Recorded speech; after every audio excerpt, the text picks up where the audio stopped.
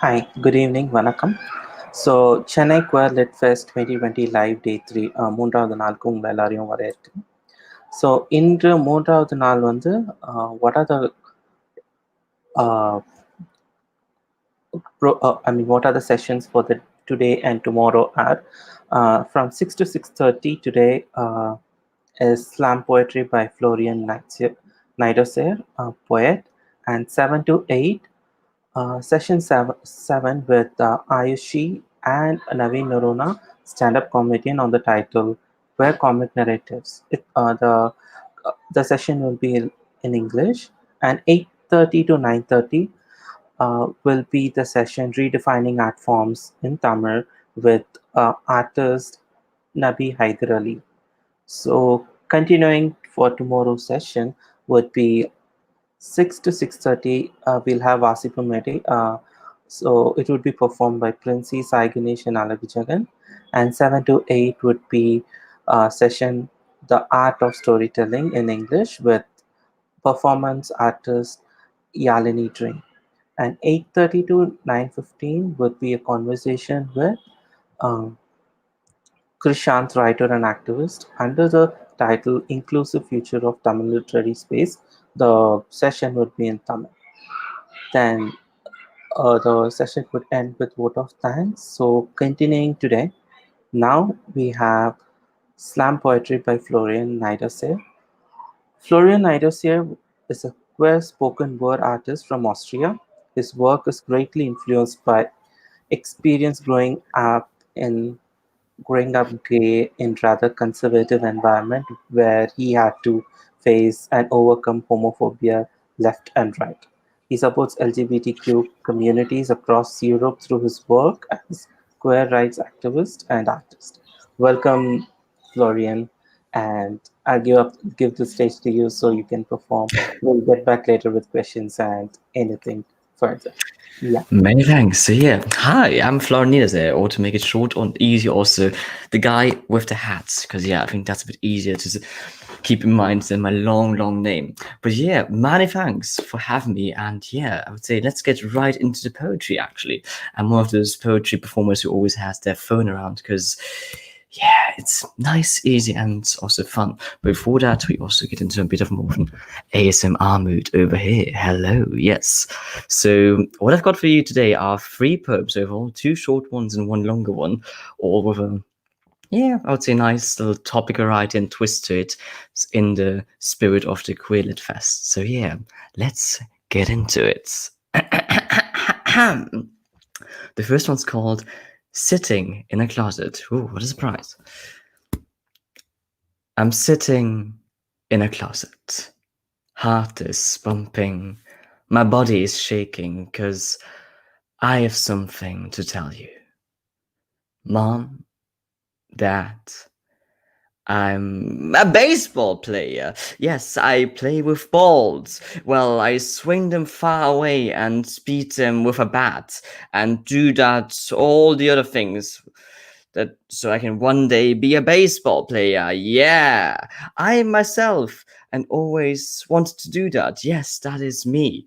Even though you never saw me playing, all the time you've been praying, hoping and wishing and dreaming that I'd just be like all the other kids.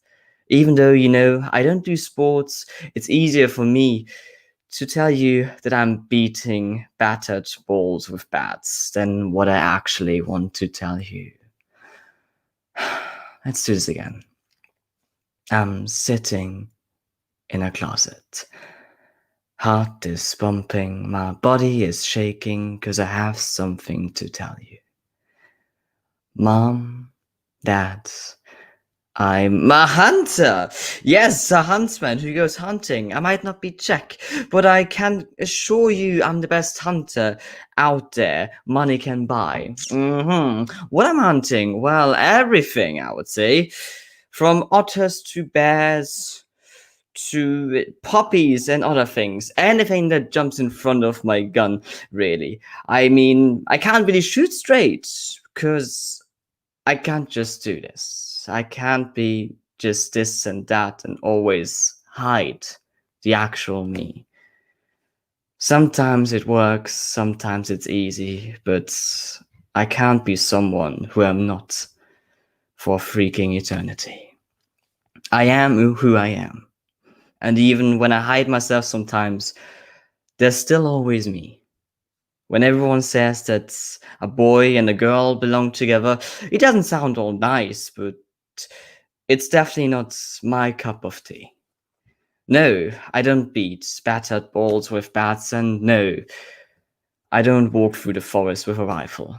It's simply easier to hide behind an imagined personality than to actually be yourself in this world. I just want to love whoever I want. Is that really so much to ask? Let's do this again. I'm sitting in a closet. Heart is pumping. My body is shaking. 'Cause I have something to tell you. Mom, Dad, I'm coming out. And thank you. And yes, that was number one of our little poetry variety so far.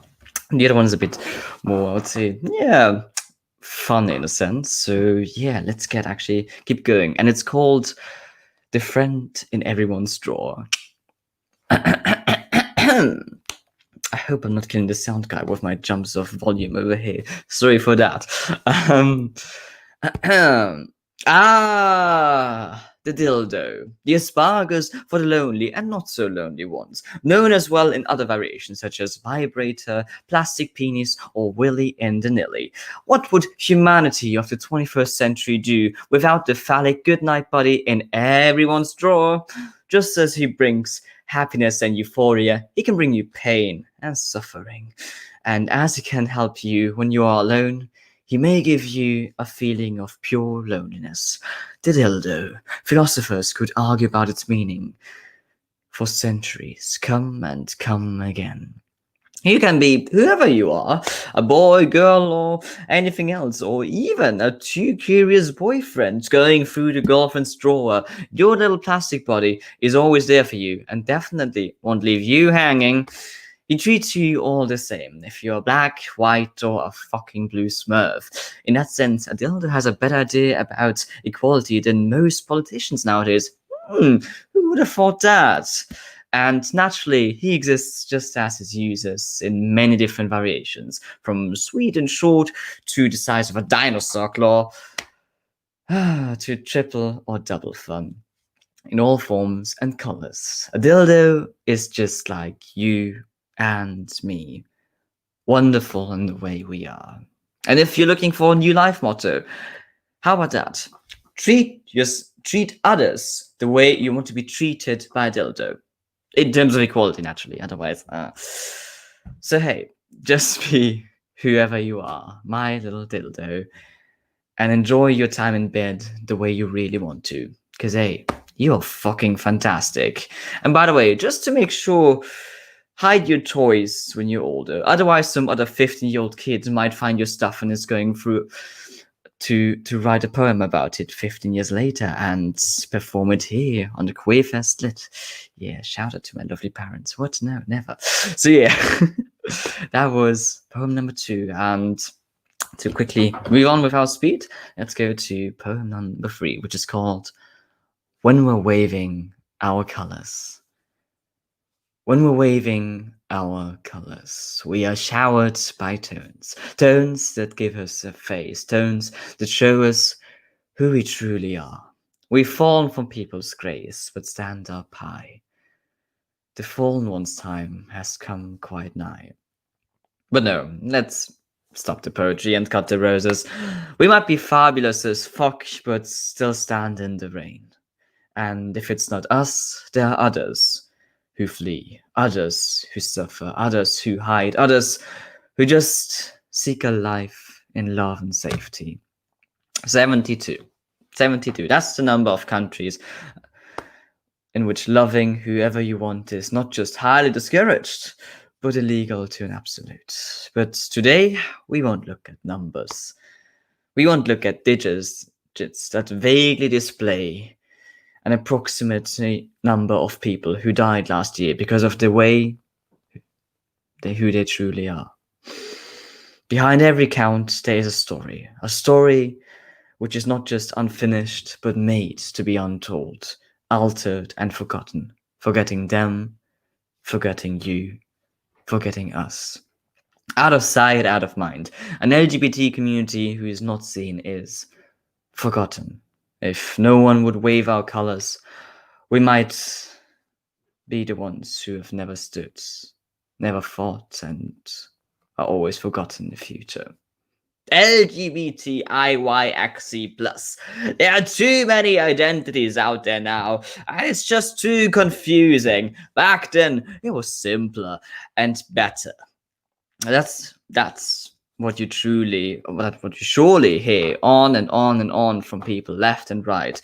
But let me tell you, the way things are now is better than when people had to hide themselves or kill themselves because no one understood them in the real world. When we're waving our colors, I do it with pride. Not because I'm proud of being gay, but I'm proud of the time and effort, sacrifices, all of that was made. So I do not have to worry when I hold my boyfriend's hand out there. I'm proud for all those souls who have come as far as they are now, fighting with daily challenges, because they are simply who they are. We're all fighters in our very own way in this world, and even though it seems sometimes fine here, it might be hell somewhere else, and we still need to push on for others who are not in that luck. I'm not proud of being gay, as it was never my choice to be into boys, but I am proud of all of us who wave the flag, and therefore let that one little person out there know they are just fine when they want to be who they truly are. We are a far-reaching community of people who just seek to be seen and understood. It's not only about being flashy and fancy, but about not being forgotten. It is about not having to grow up with a dreadful fear because you don't seem to be straight and fine like everyone else, but feel alone and forgotten. Fake it till you make it should never be the chorus for the way you feel about yourself. We're waving our colors through rain and winds. We're fighting for all of us here.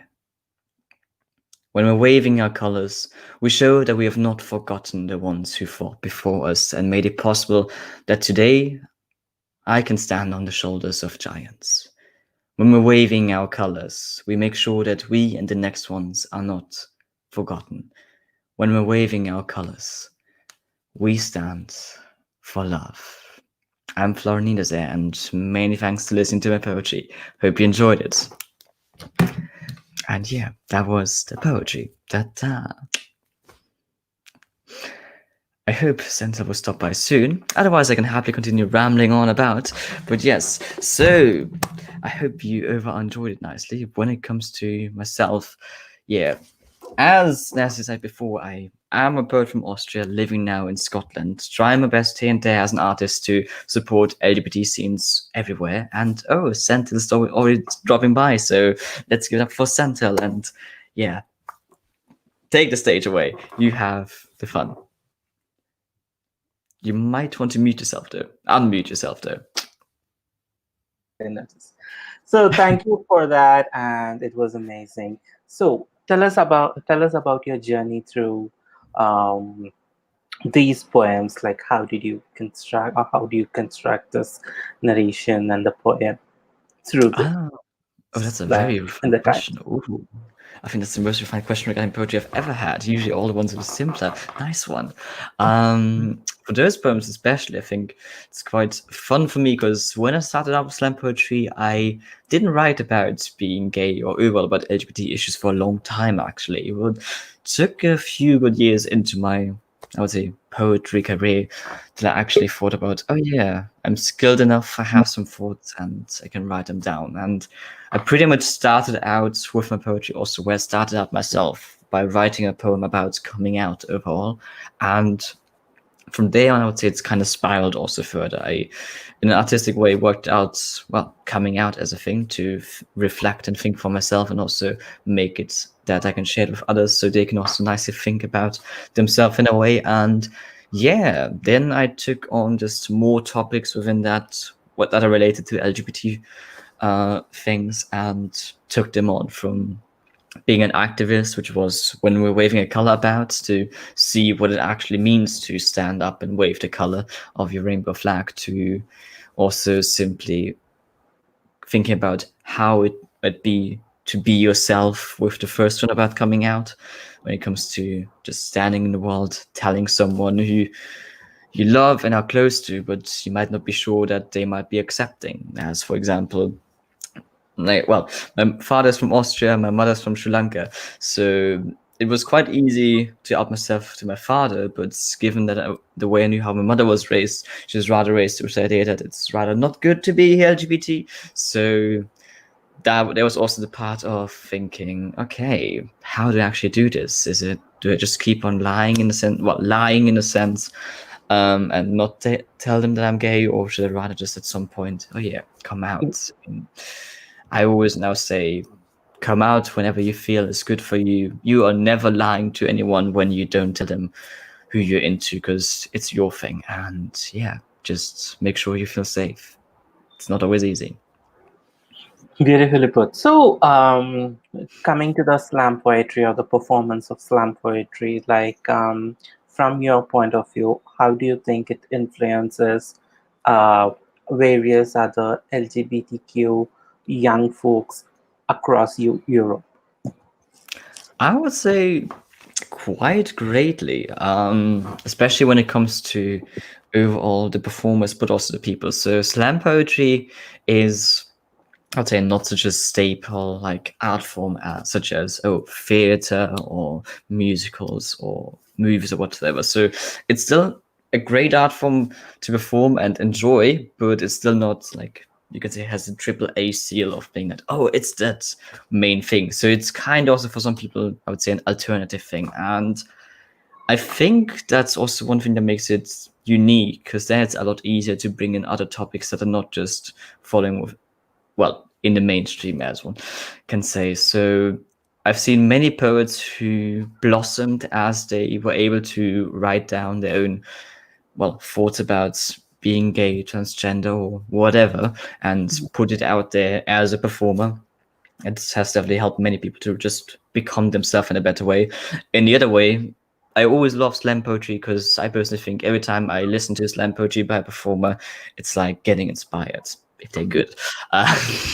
So there, if you're now, for example, just a person sitting in the audience and you have a poem talking about, yeah, the hardships of being gay or coming out or whatever, you might feel inspired actually to just rethink about yourself. And if you've not come out, you want to come out, or maybe you just, well, maybe just your entire view on your sexuality changes in a way that, oh yeah, it's just normal. So it's just getting inspired overall. That's what I would say that slam poetry is great at, given that it's such a kind of alternative art form. It greatly inspires performers and also viewers to it.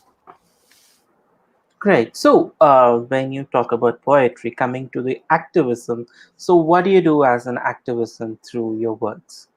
So I think there are two things when it comes to that. So one thing, as an activist, I overall mainly, you can say, I'm an activist as an artist. So with those poems that I just performed, I performed and therefore at all sorts of events, from events that are in city halls to just LGBT events, to also events that are not LGBT related, to also, well, pretty much you can say inspire also a scene that has not been exposed to LGBT content that much. So that's one thing. Plus also overall, I do write as well, stuff like guest articles for all kinds of magazines and stuff, to just sprinkle a little bit of LGBT thoughts here and there in.